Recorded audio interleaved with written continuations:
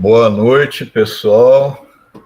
Estamos agora aqui iniciando a terceira noite da segunda semana da computação da USP de Ribeirão Preto. Como nas outras noites, nós teremos duas palestras em sequência. A primeira, que vai acontecer das 19 até as 20 horas, e depois um intervalo de 15 minutos. Boa noite, pessoal.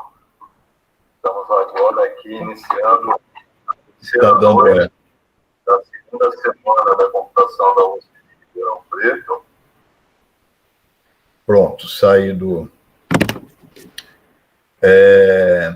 E agora, então nós teremos duas palestras, como eu ia dizendo, ok? A primeira acontece das 19 até as 20 horas, depois nós temos um intervalo de 15 minutos, e aí das 20h15 até as 21h15, a segunda palestra. A primeira palestra da noite de hoje será proferida pelo Carlos Eduardo Pinheiro Rocha, que já está com a gente aqui na sala. Bem-vindo, Carlos, boa noite. Boa noite. Ele é da empresa Loft e vai proferir a palestra Importância da Experimentação em uma Startup em Rápido Crescimento. E a segunda palestra nossa vai ser proferida pelo Antônio Carlos da Silva Senra Filho, que é da empresa Nuveu, e vai proferir a palestra Inteligência Artificial aplicada à automação empresarial. Antes da gente iniciar com o Carlos Eduardo, eu queria dar um recado para o pessoal que se inscreveu no mini curso de linguagem R, que vai acontecer no sábado de manhã. Quem está inscrito vai receber ainda hoje um e-mail com algumas informações e sobre o procedimento para vocês poderem instalar o sistema que vai ser usado durante o mini curso. Então, vocês vão receber um e-mail ainda hoje.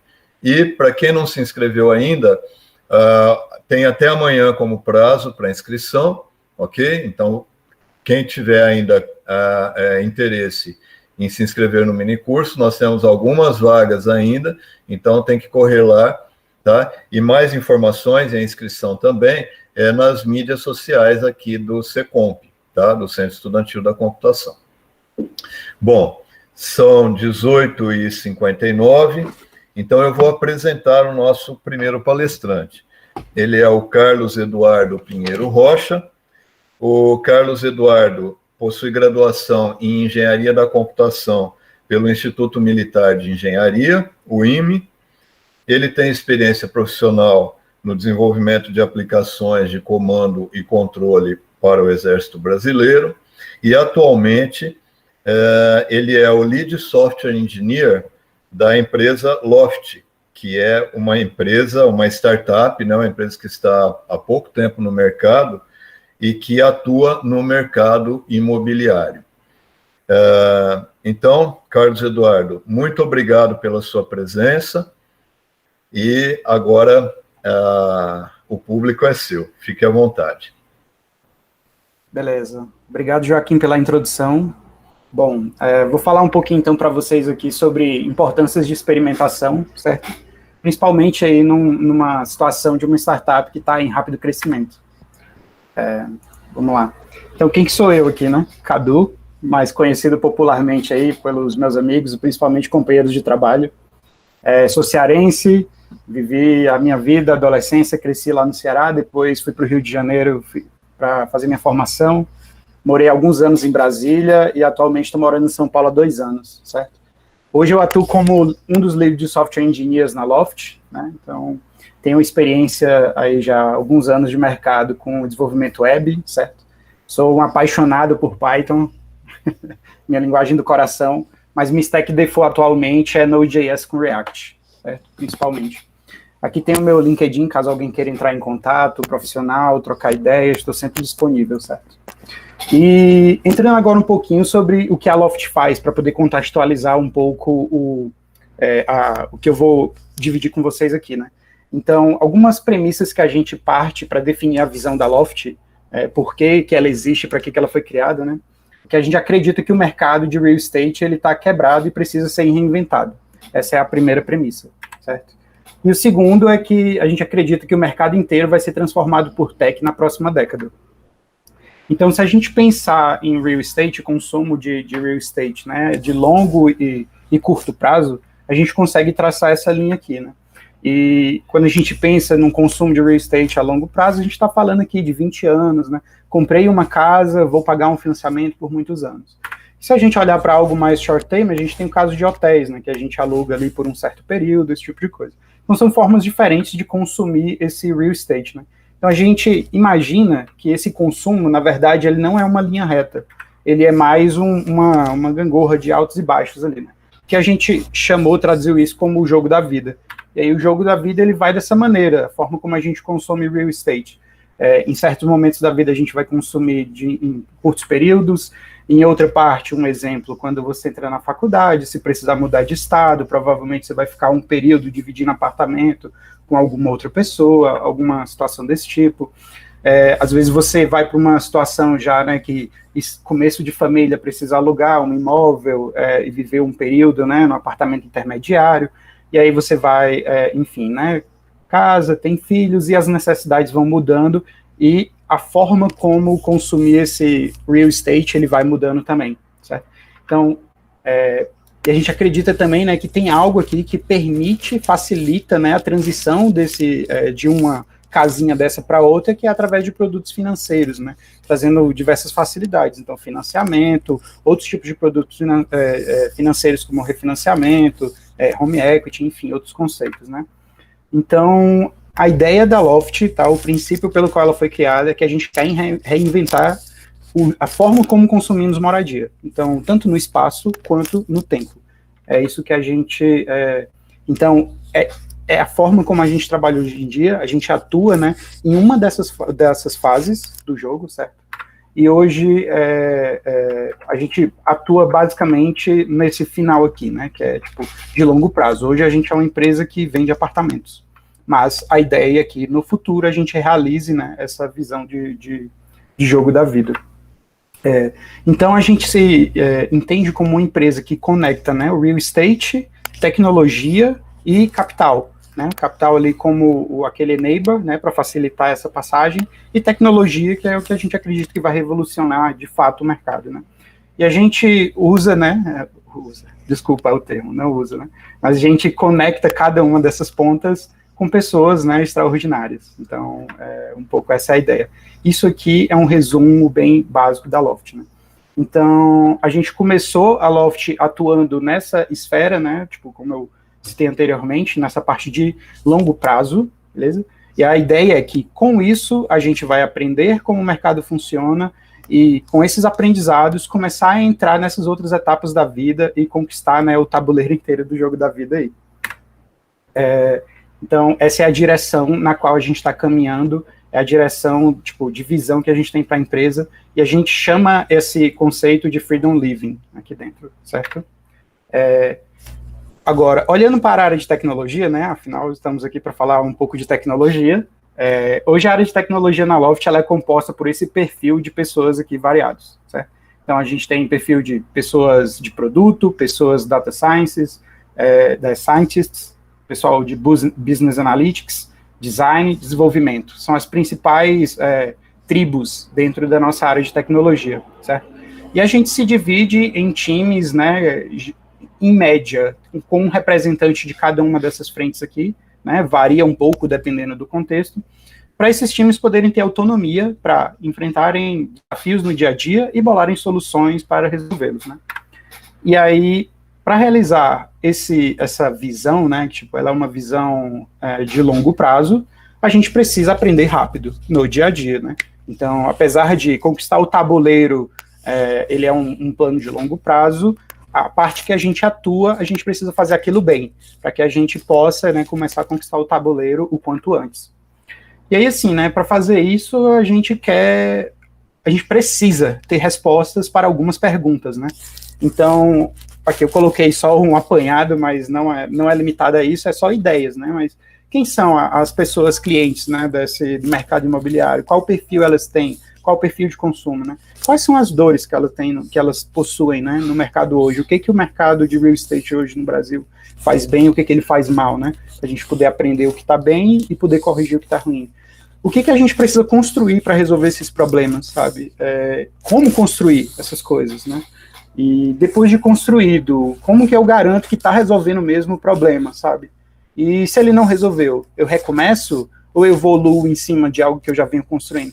Então são todas perguntas super válidas, né? Que é interessante a gente perguntar todo dia, buscar respostas para elas, né? No dia a dia de trabalho, enfim, a ideia de dar um passo para frente, né? E fazer a empresa evoluir.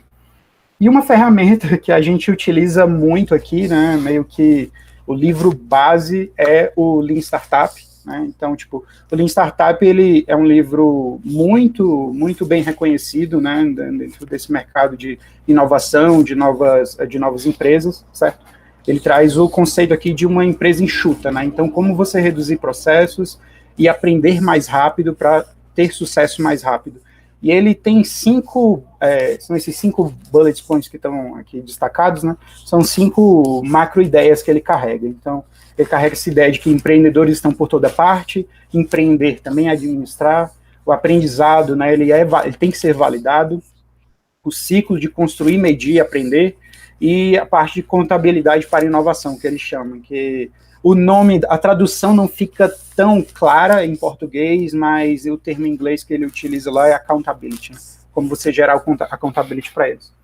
O livro, ele tem bastante assunto aqui, né, muita mudança de contexto, mas contextualizando aqui a apresentação que eu vou fazer hoje, a gente vai bater nesse passo aqui do construir, medir, aprender, certo? Esse ciclo de aprendizado. E aí, quando a gente fala sobre isso, né, construção de produtos, geralmente nós somos otimistas por natureza, né? Então, a gente, quando tem uma ideia legal e quer construir alguma coisa para resolver um problema, a gente pode cair num cenário de acreditar que aquilo ali vai dar certo, de primeira, né? E, na realidade, não é tão simples assim, tá? Tipo, a maioria das empresas, elas passam um tempo, né, nesse sobe e desce, né, tipo, de teste, experimentação, tenta validar, colhe feedbacks, aprende com os erros, né, e evolui aquilo que vai dando certo. Então, a expectativa é que a gente acha que os seus protótipos vai dando certo e a sua empresa, né, vai crescendo ao longo do tempo, mas o que mais acontece hoje em dia é você ter um pouco desses drawbacks, assim, né? Isso aqui, obviamente, é só um overview, mas só para representar a ideia, né? E o ciclo de aprendizado que o Lean Startup lá, né, ele prega, tá? É esse framework aqui, no qual a gente parte de ideias, então hipóteses levantadas, a partir disso a gente constrói alguma coisa, o build, a gente chama isso que foi construído de produto, né? A partir daí a gente coloca na mão de pessoas, usuários, a gente mede, né, coleta dados, né? E a partir desses dados a gente aprende e toma novas decisões e gera novas ideias. Isso aqui é um ciclo de usar dados para tomar decisões, certo? É um framework que ajuda a gente a sair do achismo, da gente achar que está fazendo algo, a gente sair de um cenário de achar que está fazendo algo certo e ter a certeza de que está fazendo algo certo, beleza? E aí, assim, né, esse framework, ele é legal, ele é simplista, né, tipo, só que ele pode ser utilizado em diversas camadas de abstração, e assim, mesmo sem perceber, todos nós temos essa habilidade, exercitamos isso desde pequeno, sabe? Então, um exemplo aqui, se você pensar em como era a atividade de caligrafia quando criança, era basicamente isso. A gente tinha ali ciclos curtos de aprendizado de como escrever a letra A. E aí você tem um traçado, e quando você erra, você aprende. O próximo traçado eu vou tentar fazer mais próximo. Daqui a pouco você, tipo, ao longo do tempo, né, que você vai medindo, quantas vezes eu acertei a letra A? Vai chegar um ponto que você não vai precisar mais dessa muleta. Então, você tem a sensação de que está progredindo e está indo na direção certa. E assim, isso aqui é um exemplo básico, mas se você parar para pensar, dá para você usar esse framework simplista também em outras atividades do dia a dia, como aprender um instrumento musical.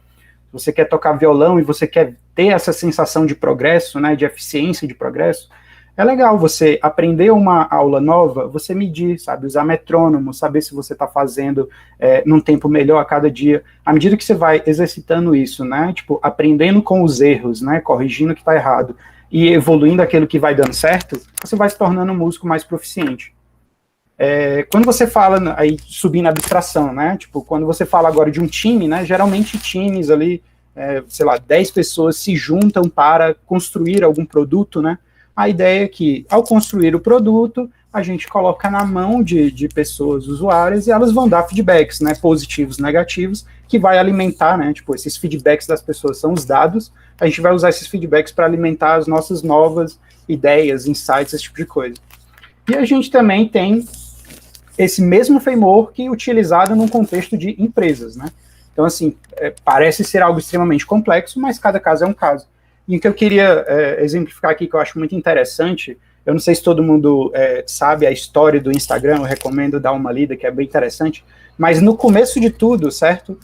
A pessoa que criou o Instagram, ele era um desenvolvedor, ele criou um aplicativo, ele era muito fã de whisky, né, bourbon, e ele criou um aplicativo para, tipo uma rede social para pessoas que gostam de whisky.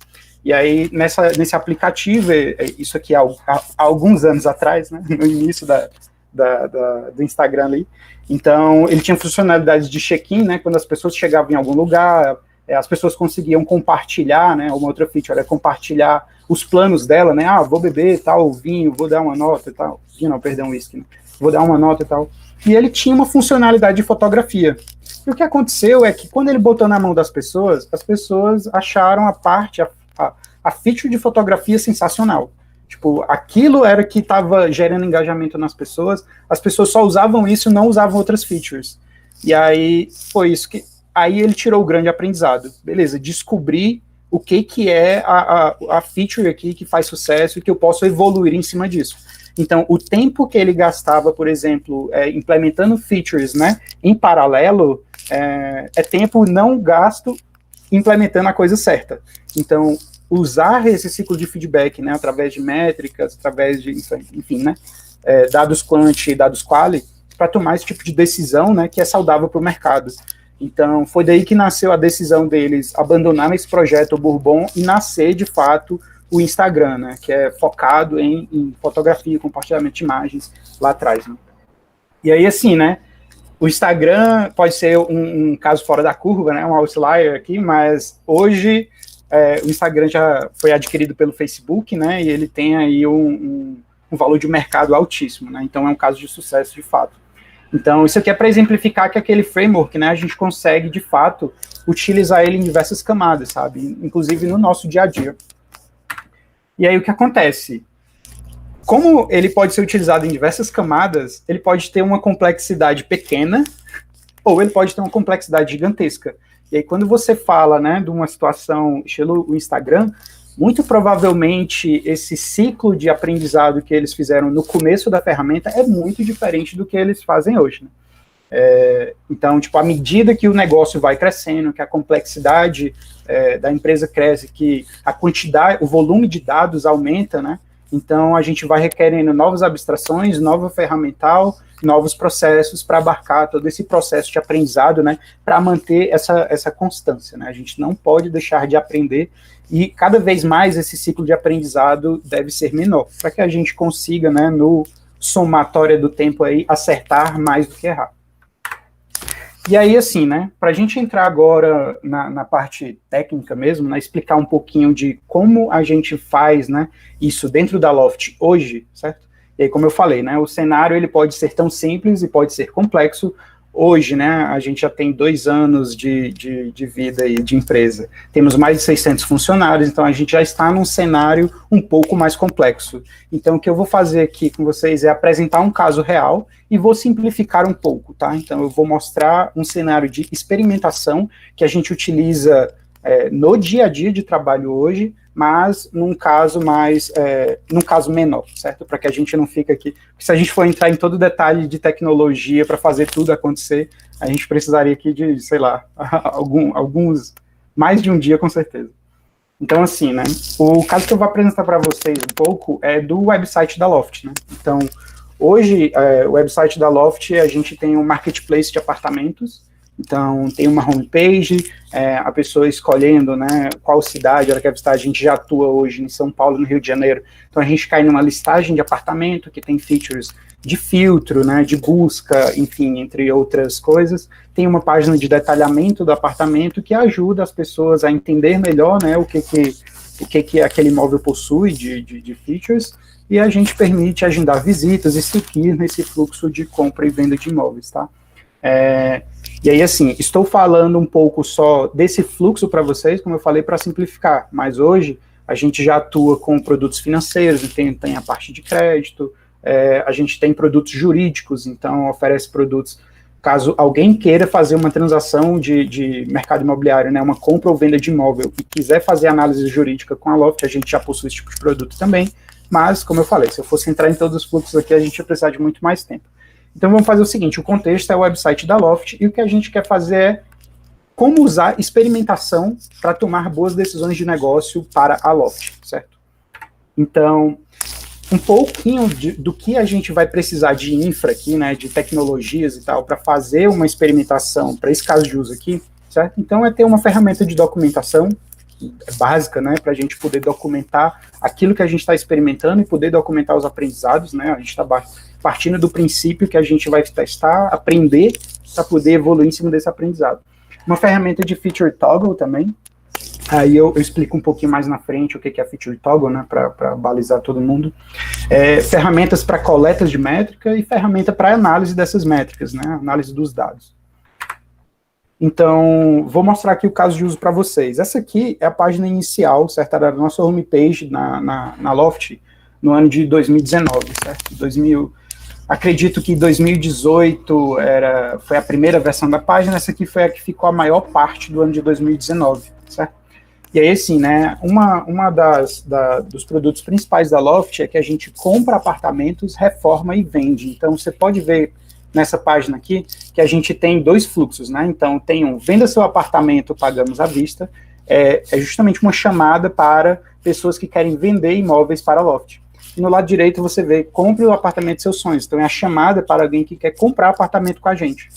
Então, aqui a gente tem um cenário, certo? No qual tem uma homepage que mostra quais são a carteira de produtos que existia na Loft lá no ano de 2019, certo? São chamadas para isso aí.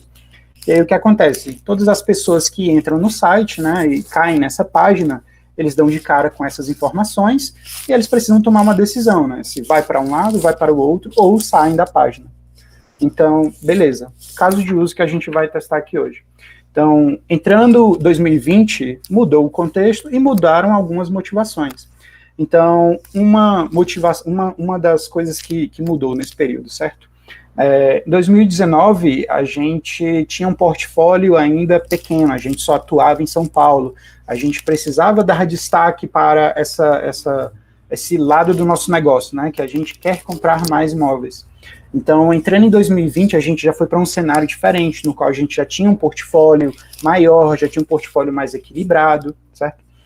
Então, a gente queria começar a incentivar mais o interesse, né, para a jornada de compra. Então, como eu mostrei para vocês lá, né, tipo, tava meio a meio, né, 50-50 os dois fluxos, mas a gente tem a intenção agora de aumentar, né, a jornada de compra.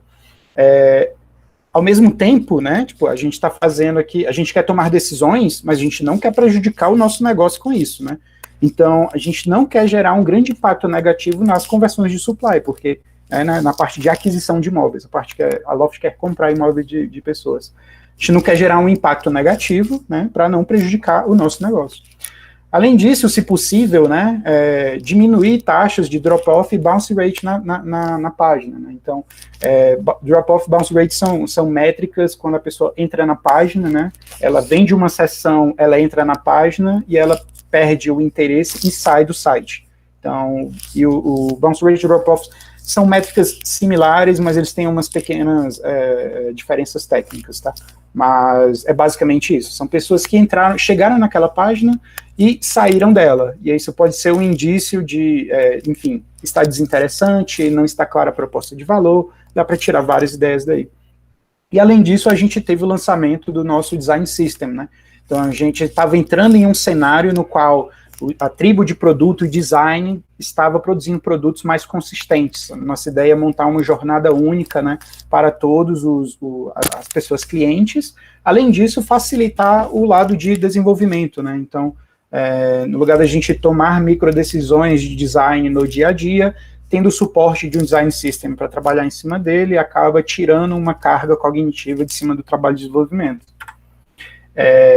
E aí, como que a gente começa dentro daquele ciclo lá de informações, né? Então, o website, ele já existia, beleza? Então, a gente já tinha métricas sendo coletadas, já tinha dados e aprendizados anteriores sobre experimentos que já aconteceram na Loft, certo? Então, a gente começa da parte de coleta, análise das métricas para geração de ideias, certo? Então, a gente começa um experimento novo, né, começando documentando ele. Então, a gente abre um documento no Confluence, hoje é a ferramenta que a gente usa na tribo de tecnologia, né, na área de tecnologia, para documentar a maior parte das nossas decisões, desenhos de arquitetura, entre outras coisas. E aí lá a gente abre um documento e começa a fazer análise em cima desse aprendizado. Beleza. A nossa ideia é, a gente quer mudar a página principal para entrar nesse novo contexto, né, de 2020. Levando aquelas premissas em consideração. Então, a gente não quer perder supply, a gente quer incentivar mais a parte de sales, a gente quer diminuir o drop-off da página, então, deixar as informações mais claras, mais acessíveis, com menos atrito, enfim, entre essas coisas. Então, a gente começa fazendo um trabalho de análise dessas métricas, né? Então, pega todos os dados e informações que a gente possui da página existente atual, no caso lá, aquela primeira versão de 2019, e aí a gente faz diversas análises. Então, análise de sessão das pessoas, então, quantidade de pessoas que visitaram a página, quantidade de pessoas que visitaram a página e clicaram no botão tal, e vai começando a fazer funis de conversão, né? Quem entrou quantidade de pessoas que entrou na página e saiu do site. Aqui tem essa imagem que estou mostrando para vocês, é uma ferramenta que a gente usa chamada Hotjar, que ela consegue pegar, a gente chama isso de mapa de calor, né? A gente consegue ver o mouse da pessoa caminhando e saber por onde ela caminhou com o mouse, né? Então, assim, é um indicativo de as chamadas, né? Os botões, eles estão chamativos, as pessoas estão indo lá e clicando, sabe? A maioria delas clica ou não. Será que as pessoas veem esse compre seu apartamento dos sonhos e pensam que é um link e vão lá e tentam clicar, só que na verdade é um texto? Então, assim, né? Começa a ter insights de comportamento de usuários. E faz análise dos dados de fato, né? Então, como eu falei, a gente monta funis de conversão. Então, para todas as pessoas num determinado período que visitaram essa página inicial homepage, quantas delas entraram no lado de vendas, né, no sales flow ali? Quantas dessas, né, entraram em apartamentos de São Paulo, no lugar de ir para Rio de Janeiro? E quantas dessas chegou a ver um apartamento, uma página de detalhes, né? Então conseguiu escolher. Então, ao ter esse funil aqui, né, a gente consegue, ao fazer experimentos, ver se a gente está aumentando ou diminuindo essas conversões, né? Então, as métricas que a gente utiliza para poder tomar a decisão final nesses experimentos. Então, beleza. Aqui a gente fez análise dos dados, certo? Então, tenho análise, tenho os dados, tenho minhas hipóteses, então agora vamos entrar naquela outra bolinha que é a de produto, né, de, tipo, construção. E aí aqui a gente entra já dentro de um contexto de time de tecnologia, né. E aí a gente começa dentro desse contexto com discovery e design, certo? Então aqui é um trabalho muito mais de descoberta, produto vai entender da experiência, o designer vai conversar com clientes, pode fazer entrevistas, levantar conceitos, levantar hipóteses, desenhar telas, desenhar protótipos, levar para alguém, colher feedbacks, até que a gente tenha um design aprovado, né? Então, e aí aqui, né? Cada caso é um caso, tá? Não existe um framework que deve ser utilizado em todas as situações. Então, tem casos que a gente vai usar, sei lá, uma sessão de discovery mesmo, de ideação, de brainstorming. Tem casos que a gente já tem ideias e a gente só precisa validar essas hipóteses, então a gente pode economizar. Existem conceitos como design sprint do Google, que pode ser utilizado nesse tipo de situação também. Existem frameworks como MVP para geração de novos produtos, enfim, existe uma infinidade de ferramental. A gente precisa usar as melhores ferramentas para os problemas que a gente tem na mão, né? Mas está nessa fase aqui, de descoberta e design. Então, ao finalizar, né, esse processo aí de discovery, beleza, temos uma ideia que representa aquelas premissas que a gente estava assumindo anteriormente nas nossas hipóteses. E esse aqui é o resultado dela, certo? Então, isso aqui é um trabalho do design e ele faz um handoff, né, para o time de desenvolvimento. A gente usa uma ferramenta chamada Figma hoje, no qual os designers preparam a tela e passam para os desenvolvedores com as especificações, né, para que os desenvolvedores possam pegar isso e desenvolver de fato. Então, essa aqui como foi, né, esse experimento. Então, daí a gente entra na fase de desenvolvimento, né, e entrega disso, né, o deployment. E aí, quando a gente olha lá de novo naquela bolinha, é o desenvolvimento e produto, né. Então, é nessa parte que a gente vai pegar o layout, vai entender e ver se é viável fazer ou não, né, e começar a parte de implementação.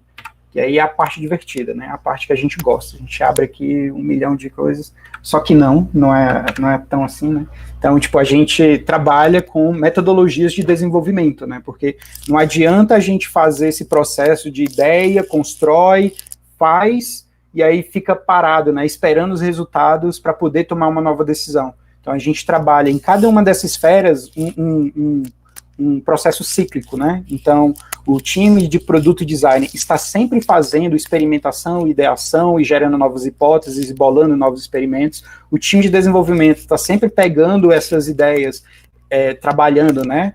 Fazendo reuniões de refinamento, planejamento, entrega contínua através de um framework de desenvolvimento chamado Scrum, né, muito popular aí no mercado,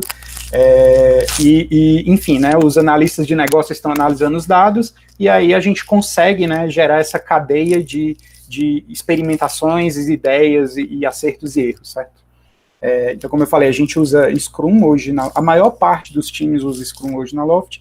Então, a gente pega a tela do designer lá no Figma, a gente traz para o time, né, então o time em conjunto, então produto, designer, data science, esses desenvolvimentos se juntam, discutem viabilidade, implementação, como quebrar aquilo em tarefas menores e como fazer essa entrega, né, em produção e na mão da pessoa usuária, no final das contas, né. E aí, essa é mais a realidade, né? Então, tipo, depois de fazer esse processo, a gente vai lá e coda, de fato, aí no dia a dia de trabalho como desenvolvedor, né? E aí, entrando só em um pouquinho mais detalhe em como a gente seta, certo, esse ambiente de experimentação para poder validar, né, coletar as métricas, testar e tal. Hoje, o fluxo é o seguinte, certo? Então, uma pessoa, quando ela entra no website da Loft, certo? Uma das primeiras requests que a gente faz, né? A gente identifica, a partir dessa pessoa, qual é o experimento que ela vai visualizar. Então, quando a gente implementa uma teste AB desse, o A, né, como é a página que já existe, é a homepage atual, certo? E o que a gente está querendo fazer é uma homepage nova.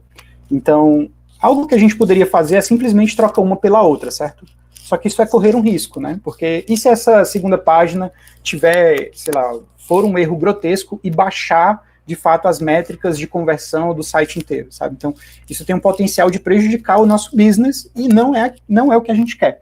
Na verdade, o que a gente quer é fazer experimentos controlados, beleza? Então, é metodologia científica, de fato, certo? Para garantir que cada decisão que a gente toma nos mantém igual ou evolui, certo?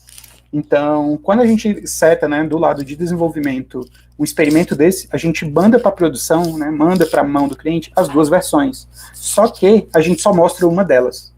E a gente usa uma ferramenta no meio do caminho, e essa ferramenta é o que eu chamei de feature toggle lá atrás, ele toma essa decisão pela gente, ele escolhe, sabe, olha, você, pessoa usuária, eu vou te mandar sempre para a versão A.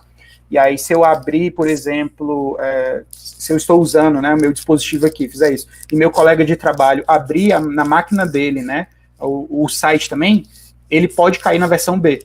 Então, é dessa maneira que a gente seta experimentos. Hoje a gente usa uma ferramenta chamada Launch Darkly para fazer isso, certo? Então, basicamente, a pessoa entra no site, a gente manda uma request para o Launch Darkly falando, Launch Darkly, essa pessoa acabou de entrar no site, mostra uma das versões desse teste para ela. E o Launch Darkly é o responsável por fazer esse balanço, né? De colocar no A e colocar no B e manter uma distribuição uniforme, né? Então, vamos dizer que, nesse caso, eu estou subindo 50%, né? Então, o LaunchDark tem essa responsabilidade. Todo usuário que entra na plataforma, ele distribui, né, entre A e o B para garantir a homogeneidade e melhorar os dados que vão permitir a gente fazer as análises. E assim, uma ferramenta de Feature Toggle, ela é muito flexível, certo? Ela é extremamente flexível e cada vez mais ela é uma ferramenta já, tipo, default desse mercado de tecnologia no mundo, sabe? Não só no Brasil. E ela permite a gente fazer várias coisas muito legais. Então, Release Canary, por exemplo, que ficou muito popular nos últimos anos, né? Então, eu tenho uma nova versão da minha aplicação, mas eu quero mandar só para um grupo pequeno de pessoas, eu posso usar isso aí. Fazer essa parte de experimentação, testes AB, né? Então, dividir audiências, né? Fazer rollouts incrementais. Então, vamos dizer que eu subi uma feature nova, mas eu não sei se ela está pronta para uso por todos os minhas pessoas usuárias. Então, eu posso subir isso para 1% da minha base, se eu me sentir confortável, eu subo para 10%, se eu me sentir confortável, eu vou aumentando aos poucos, né? Num caso de dar algum problema muito grande com a feature, eu posso fazer um rollback, então é algo simples como puxar uma flag, né, desligar uma flag. Curto-circuito aqui o switch, então vamos dizer que eu subi uma aplicação e deu algum problema muito grande, eu consigo desligar isso com agilidade, né? E um dos defensores, né, dessa ferramenta, recomendo muito, né, dá uma lida no artigo do Martin Fowler lá ele entra em muitos detalhes, né, e casos de uso desse tipo de ferramenta. E o LaunchDarkly, a gente escolheu ele, tem outras, tá, outras opções no mercado, inclusive tem muitas empresas que desenvolvem internamente, mas nós na Loft escolhemos, né, quais motivos usar uma ferramenta terceira, né. Primeira, a facilidade de integração. Ela é uma ferramenta intuitiva tanto para as pessoas desenvolvedoras quanto para as pessoas de produto, então nos dá flexibilidade. A gente não tem o custo de desenvolvimento da plataforma, não tem o custo de infra e manutenção, e a gente tem uma garantia do serviço, né? Então, um serviço que tem uma disponibilidade alta e garantida por contrato, e se der algum problema, a gente consegue negociar, né? Então, nesse caso aqui, desse tipo de ferramenta, a gente foi com o Buy, Not Build, certo?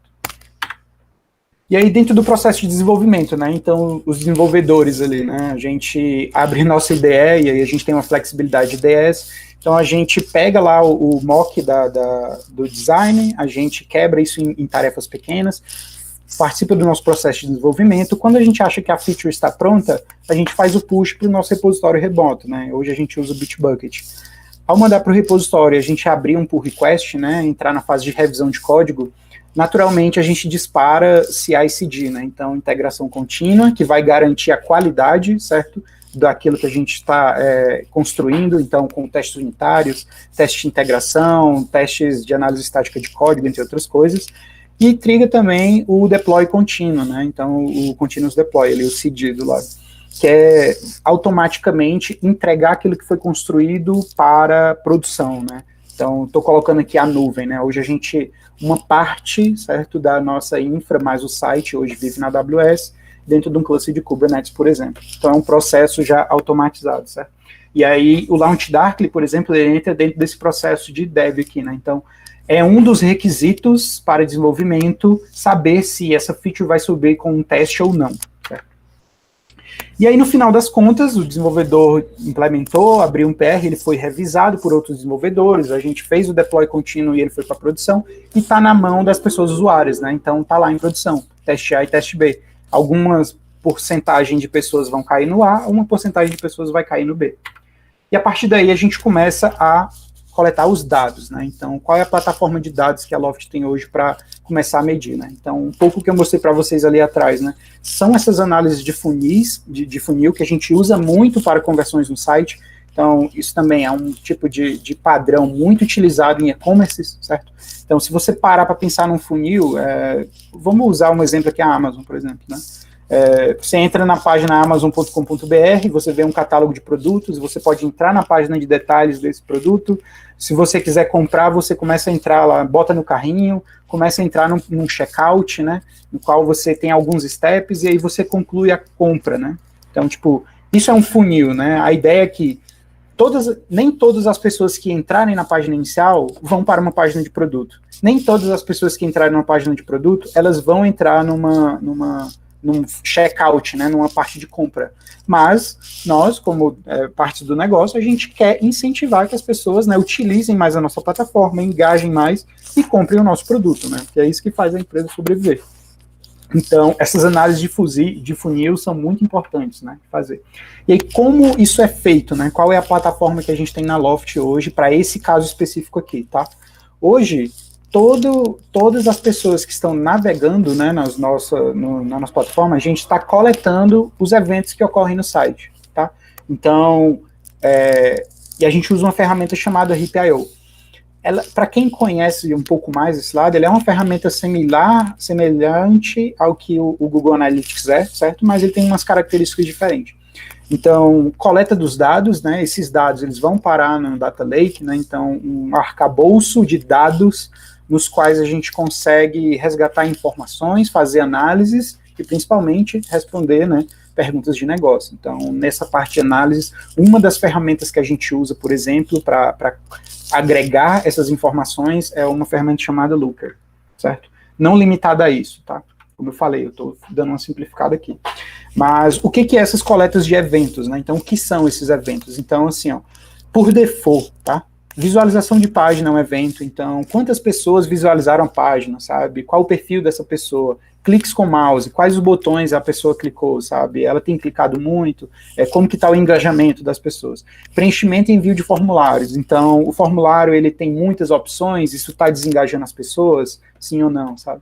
Scrolls na página, se você está usando o mobile, por exemplo, swipes na página, e é o tipo de coisa que a gente consegue traçar entre sessões, né? Então, se eu entrei hoje na plataforma e naveguei meia hora, se amanhã eu entrar novamente mais meia hora, eu consigo fazer o link dessas sessões e entender a fundo o comportamento dessa pessoa, né? E a motivação para a gente usar o HipIO foi basicamente a mesma do LaunchDark, tá? Então, tipo, faz integração, é intuitivo, não nos dá o custo de desenvolvimento e inframanutenção, e a gente tem garantias do serviço também. E do lado de análise de métricas, a gente quer, no final das contas, a gente quer responder perguntas do negócio, né? Responder perguntas do negócio para gerar conhecimento e impulsionar o nosso negócio. Então, a gente busca ferramentas que vão integrar com bases de dados diferentes, né? Um data lake enfim, um arcabouço de informações, e essas informações podem vir de dados, formatos e, inclusive, tecnologias de banco de dados diferentes, né? Então, a gente quer ter dashboards para dar visibilidade das coisas, né? Desses dados, dar acessibilidade para todo mundo, então tem que ser fácil para que todas as pessoas da empresa tenham acesso a essas métricas de negócio, né, e possam atuar, dar feedback, e a gente poder também fazer auditoria, né, então garantir que essas métricas estão sendo coletadas corretas, né? E o Looker que a gente utiliza, está batido já aqui, eu usei o mesmo slide, basicamente pela mesma motivação, então buy, not build nesse caso também, certo? Então, a arquitetura no final, ela fica mais ou menos assim. Então, uma pessoa, ela entra no nosso site, certo? Então, a gente decide para ela, né? Então, qual é a versão que ela vai ver. Então, nesse caso aqui, exemplificando um pouco mais, se você vai fazer um experimento que ele tem um risco muito alto, às vezes não é legal você colocar para a distribuição 50-50%, por exemplo. Porque se prejudicar muito seu negócio, 50% dos seus usuários vai baixar a sua média, né? Então, a ferramenta te permite fazer, por exemplo, 10% e 90%. Então, você mantém 90%, né, que é o comportamento de uso que você já conhece, 90% da base, e os 10% é o risco que você está correndo. Então, se der alguma coisa muito errada, você tem meios de mitigação, certo? E aí, todos esses eventos estão sendo coletados pelo HIP, mandado para um Data Lake, que permite a gente fazer as análises e poder tomar decisões. Então, para esse caso aqui que eu estou falando para vocês, segue esse fluxo aqui. Para coisas um pouco mais complexas, existem outras tecnologias que a gente pode utilizar, né? Então, aqui eu estou indo bem direto aqui num caso que a gente fez, de fato, na saída de 2019 e entrada de 2020, tá? E aí, o que aconteceu? Para esse caso específico aqui, certo? A gente analisou 7 métricas principais aqui, certo? Então, as 7 métricas aqui, né? Então, pessoas que entraram naquela homepage foram para o lado de vendas, pessoas que, tipo assim, né? Durante a navegação no site, passaram naquela página e foram para vendas, ou então pessoas que entraram pela página principal, seja pelo browser lá, loft.com.br, ou pelo Google, por exemplo, sabe, ou de um link que foi compartilhado e entrou nesse fluxo de vendas, pessoas que entraram no fluxo de vendas, mas foram até o final, né, chegaram até uma página de detalhes, ou então pessoas que entraram nessa página, mas pararam na parte de buscas, e também se as pessoas utilizaram muito o Hero Sales Button, que a gente está chamando ali, que era o call to action para esse lado de sales, né, para tentar entender se aquela ferramenta estava suficiente para indicar as pessoas entrarem ou não, e a parte de entrar na homepage para o fluxo de supply, né, o fluxo de venda de imóvel. Aqui tem um errinho, tá? Tipo, o 6 pessoa que vem no fluxo, abriu a página inicial e continuou no fluxo de vendas, e o segundo é pessoas que entraram de primeira na página inicial e foram para o fluxo de vendas. Aqui eu já corrigi, eu esqueci da anterior. Mas aí, tipo, analisando as métricas, o que deu certo, o que deu errado. Então, assim, ó, das 7 que a gente analisou, certo? 5 delas foram, perdão, falei errado, 4 delas foram com sucesso. E 3 delas não superou. Então, assim, a gente conseguiu significativamente, certo? De fato, aumentar o fluxo para as pessoas que estavam indo para o fluxo de vendas, certo? Na parte de pessoas que chegaram até o final, a gente teve uma pequena regressão, então foi em torno de 0,5%, então, tipo, foi uma perda, certo? Mas foi uma perda muito pequena, então foi pouco significativa para o volume de visitas que a gente tinha na época. E, de fato, a gente tinha essa hipótese, né, olha, não queremos perder, né, prejudicar o fluxo de supply, mas, apesar de ter diminuído, não foi um impacto grande. Então, foi um impacto que a gente falou, estamos ok em assumir esse impacto, certo? Em favor de melhorar o lado de vendas de imóvel, a gente vai diminuir um pouquinho o lado de compra de imóveis, certo? Então, foi um risco calculado, e a partir daí a gente pôde, de fato, tomar uma decisão, né? Então, dado esses dados aqui, a gente fazendo uma análise, entendendo, levantando hipóteses, fazendo auditoria nos dados para garantir que os dados que a gente coletou estavam corretos, para que a gente não tome uma decisão em cima de dados errados, né? Então, tipo, a nossa decisão ela é tão boa quanto a saúde dos dados que a gente está analisando. Então, a gente tomou essa decisão de virar a homepage para 100%, né? Então, a gente foi na decisão de mudar para o novo design, né? Completamente. Então, nos fluxos de sales, ela ficou igual ou melhor, então, beleza, foi sucesso para a gente, de fato, o movimento de preço que a gente queria era esse, certo? Em compensação, no lado de supply, a gente teve, sim, uma conversão um pouco menor, certo? Só que, de novo, justificando, a gente calculou esse risco e estava disposto a assumir ele. Então, a partir daí, a gente consegue tomar uma decisão de negócio, sabe? E daí, decisão tomada, a gente tem uma nova página. E esse ciclo continua. Então, a gente tem uma página nova, essa página tem os dados lá, a gente agora entende o comportamento das pessoas, e a gente vai levantar novas hipóteses, e vai testar novas funcionalidades, e vai aprender o que dá certo e o que dá errado, certo? E aí, assim, se vocês tiverem aí, de curioso, aberto o browser, né, para ver como que está a página inicial da Loft, vocês vão ver que está completamente diferente disso aqui.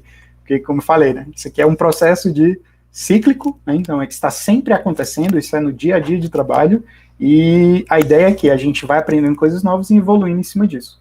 Então é basicamente isso aqui que eu descrevi para vocês, se vocês olharem com bastante cuidado, né? A gente foi passando em cada uma dessas bolinhas, sabe?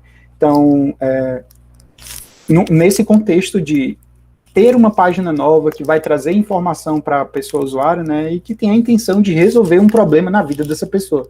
Se a pessoa veio nos procurar, muito provavelmente ela está querendo vender um imóvel ou comprar um imóvel, certo? Então, é dessa maneira aqui que a gente vai fazendo no dia a dia. E aí, como eu falei, esse framework, ele é simplista, né, na forma como ele é apresentado, mas dependendo do contexto no qual você aplica no cenário, ele pode ter complexidades bem altas, né? E aí o que a gente faz é pega isso aí e aplica ao infinito, beleza? Então, todo dia de trabalho, todas as evoluções que a gente faz no site, ou outras ferramentas internas, ou enfim, sabe, tipo, produtos diferentes, né? Então, dentro de um contexto de MVP, a gente usa esse mesmo framework, né? E tenta aplicar ele de maneiras diferentes para o cenário. Então, assim, ó, as evoluções na página inicial foram feitas dessa maneira. Se você entrar na página de listagem de apartamentos, a gente testa novos filtros dessa forma. A ferramenta de busca de apartamentos que tem hoje no site nasceu dessa maneira, certo? Recomendação de apartamentos, a gente faz testes de modelo de recomendação o tempo inteiro. Ordenação de apartamentos, então a gente quer, né, além de recomendar bons apartamentos para as pessoas, a gente quer que eles apareçam numa ordem que satisfaça, né, tipo, as necessidades dessa pessoa. As novas informações de apartamentos, então, se a gente coloca informação demais, será que a pessoa não fica sobrecarregada e não entende o que tem de bom? E se a gente colocar só informações mais importantes primeiro e deixa o grosso das informações no final? Então, são perguntas, hipóteses, que não dá para a gente implementar no achismo, né? Então, a gente precisa ter esse framework de experimentação para garantir que a gente está tomando boas decisões. Então, novos produtos financeiros, formulário de visita para entender, formulários de pós-visita para saber se a pessoa, enfim, sabe, gostou da experiência, não gostou da experiência, e continua, né? De fato, é infinito aqui. E, assim, é muita informação, né? Tipo, é muita tecnologia, são muitos passos. E para quem quer começar, sabe? Não, pô, primeira vez que eu estou tendo contato e estou entendendo isso, começa por onde? E aí, assim, minha recomendação é começar a ler o Lean Startup, sabe? Tipo, ele é um livro simples de ler, ele não é um livro extremamente complexo, robusto, e o principal, ele não é focado em tecnologia, né? Tipo, não é para não é focado em desenvolvimento. Então, para todas as pessoas que trabalham no ramo de tecnologia, ele é muito importante. Então, designers, produtos, sabe? Ele é muito levado em conta mesmo. Então, assim, se quiser começar, sabe? Leia o livro e, obviamente, de forma ativa, né? Busque aprendizados e comece a aplicar no seu dia a dia de vida, sabe? Dá para usar muitos ensinamentos aqui, por exemplo, durante a formação, na graduação, na faculdade, tá? E vai ter muito uso também na vida profissional, independente de você trabalhar numa startup ou não, tá? Tipo, apesar do livro se chamar Lean Startup, ele não é só para o contexto de startups, tá? Tipo, como falei, ele é um framework que pode ser utilizado em múltiplas situações, mesmo que você esteja numa empresa mais tradicional, você vai conseguir pegar aprendizados e utilizar no seu dia de trabalho para melhorar a vida, sabe? Além disso, eu recomendo muito, eu consumo bastante blogs de Big Techs, né? Então, empresas como Airbnb ela é conhecidíssima, tá? Por fazer experimentos em massa, tá? E eles têm diversos artigos, do básico ao complexo, do lado de produto ao lado de desenvolvimento, explicando como fazer, quais foram os aprendizados deles, enfim. Netflix também é uma super referência, então, para um produto muito popular, né?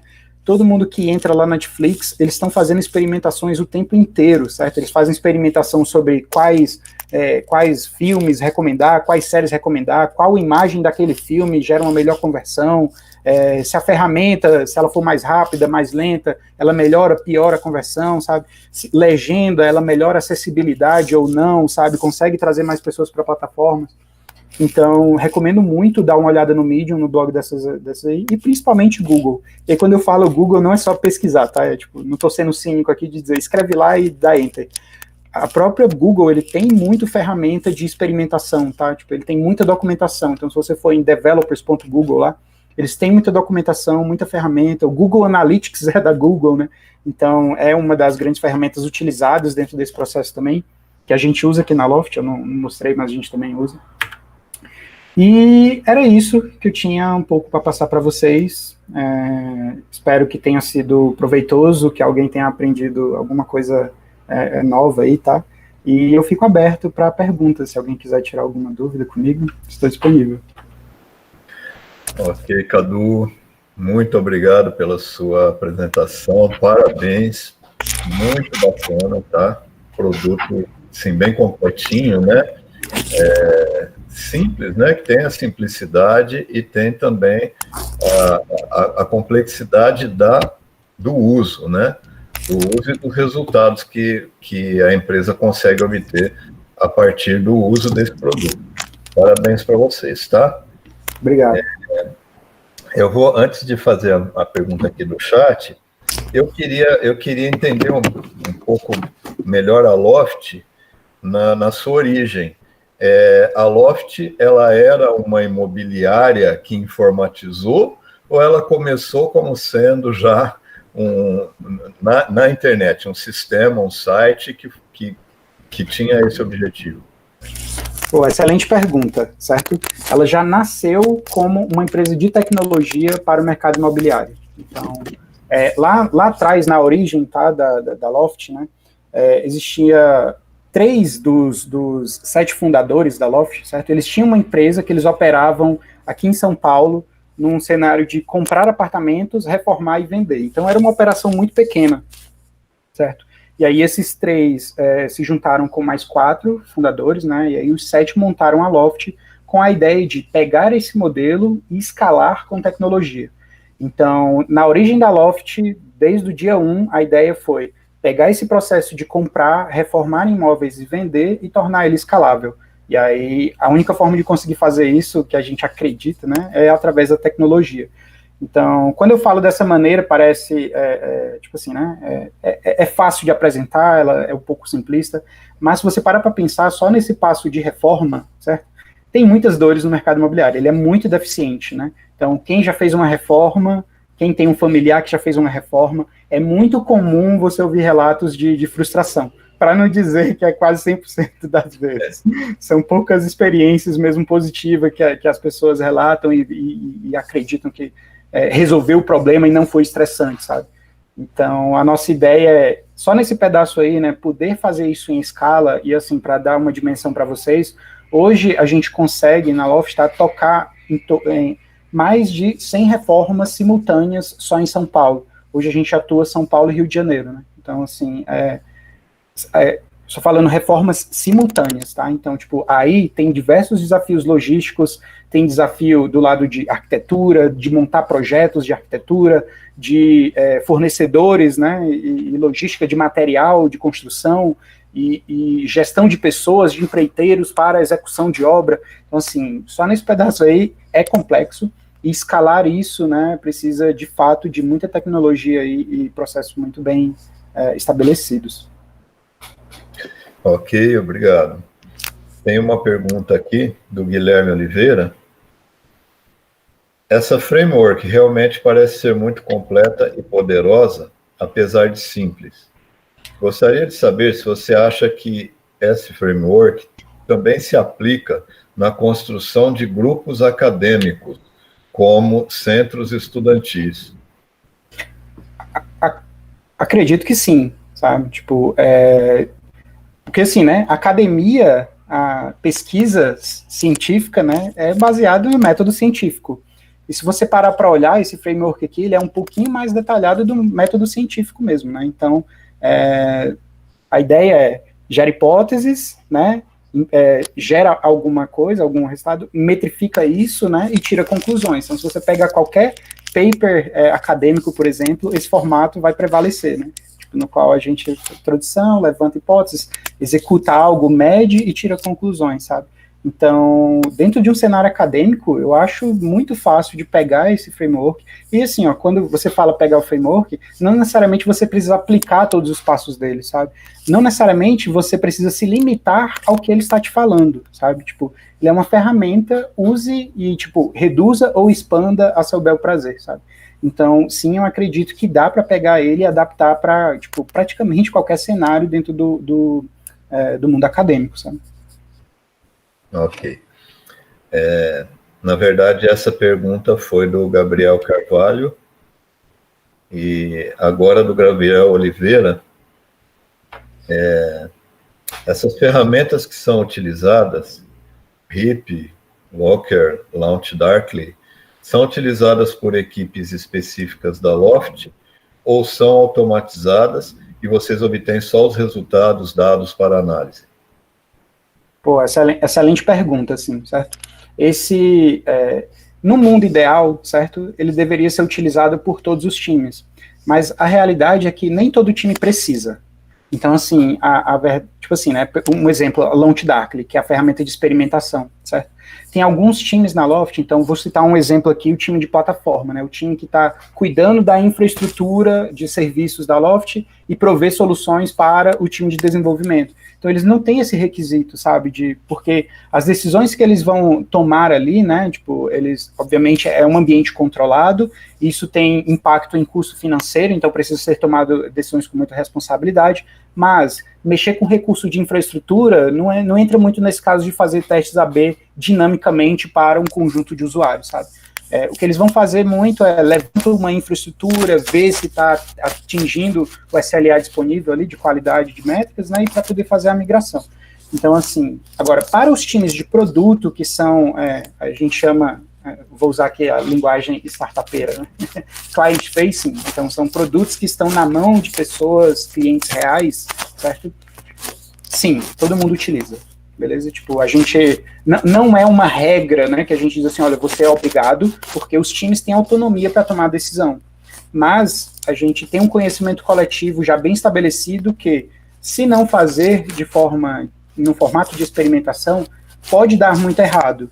E se a gente estiver ok com o risco, então beleza, é um risco tomado junto como time, está todo mundo unido no sucesso ou no fracasso, né? Mas a recomendação é que a gente sim utilize ferramentas de experimentação. Já essa parte dos dados, essa é para todo mundo, tá? Tipo, justamente a gente é uma das ferramentas de plataforma, né? No qual todos os outros desenvolvedores, pessoas de produto e design do time possam utilizar para que não gere um overhead de ter trabalho duplicado, né?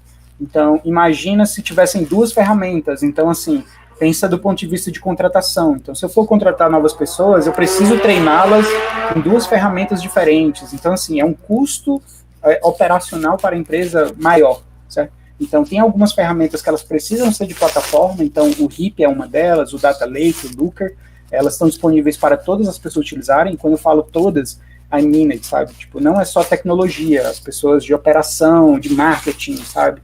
O CEO tem acesso a essa ferramenta, tem acesso aos dados reais, e ele pode tomar decisões de negócio, sabe, confiando nos dados que ele está visualizando. Então, cada caso é um caso, assim. Certo. Ok. Bom, a gente não tem mais perguntas aqui, eu vou, só uns 4 minutos, eu acho que dá para você responder mais uma minha. A minha curiosidade aqui, com relação ao Data Lake, nesse Data Lake, vocês têm informações que vocês coletam do perfil dos usuários, das pessoas que entram e se cadastram, por exemplo, de redes sociais? Hoje a gente ainda não tem nenhum tipo de feature como redes sociais, por exemplo, tá? Tipo, dados privados das pessoas, né? Então, sei lá, nome, telefone, esse tipo de coisa. A gente coleta porque a gente agenda visitas, né? Então, tem um lado da Loft que eu não ressaltei aqui, que é a parte de visitas, que lá tem dados, mas esses dados pessoais, eles não desaguam no Data Lake para serem utilizados por análise. Então, o Data Lake, a ideia é que a gente possa colocar informações, né, anônimas. Então, assim, eu sei que uma pessoa entrou no site e navegou em 3 páginas e clicou em 5 botões, mas eu não sei dizer quem é essa pessoa. Tá? Então, tipo, o Data Lake, o conceito dele é esse, é que a gente tenha esses dados, né, esse volume de dados de comportamento, para que a gente possa fazer análises de Big Data em cima deles, mas não necessariamente identificar as pessoas, tá? Tipo, esse processo de identificação para poder fazer uma ligação, agendar uma visita, reagendar a visita, cancelar, fazer algum tipo de comunicação, ele vai por outros caminhos, nos quais, inclusive, atualmente, né, com a aprovação da LGPD, né, todas as empresas estão se movimentando para rever os seus fluxos com informações de dados privados e atualizar, né, ferramental e tecnologia para estar compliant com a LGPD, né. Então, tipo, a ideia é essa. No Data Lake lá a gente vai ter todas as informações, mas anonimizadas, para permitir que a gente possa fazer as análises, sabe, de forma idônea. Legal. Muito bom, Cadu. Muito obrigado. Vou repassar o livro que você recomendou aqui para o professor que vai dar aula de empreendedorismo para os meninos, tá? Do nosso curso de Ciência da Computação. Legal. Então, a gente termina aqui. Se eu puder finalizar só. Sua participação, tá? Foi muito bacana. O pessoal está aqui super elogiando no chat, tá? Bom saber. E Se eu puder. E aqui no chat tem os links, tá? Para o pessoal que quer fazer as inscrições no minicurso de R e também na maratona de programação que vai acontecer, ambos vão acontecer no sábado. Ok, pessoal? Posso me despedir? Pois não. Posso me despedir? Então, tipo, para quem achou curioso a Loft, né, e tem interesse em saber um pouco mais, conhecer a gente, tem o site, tem lá no Saiba Mais, né, tem a página informando um pouco mais sobre a Loft, tem a página de carreiras. A gente tem um blog no Medium também lá, então, se quiserem ler mais alguns dos trabalhos que a gente já fez, que a gente faz, fiquem à vontade para entrar lá, seguir a gente, clicar. Tem rede social, tem YouTube também, Loft Tech, certo? Então, sintam-se à vontade lá e muito obrigado por ter me convidado, tá? Fiquei bem feliz com o convite aí. Espero que eu tenha agregado na jornada de vocês e boa sorte, pessoal. Tipo, eu sou um amante de tecnologia, certo? Faço por paixão e recomendo bastante esse mercado aí. É isso. Muito obrigado. Até a próxima. A gente espera contar com você na próxima. Valeu. Tchau, tchau.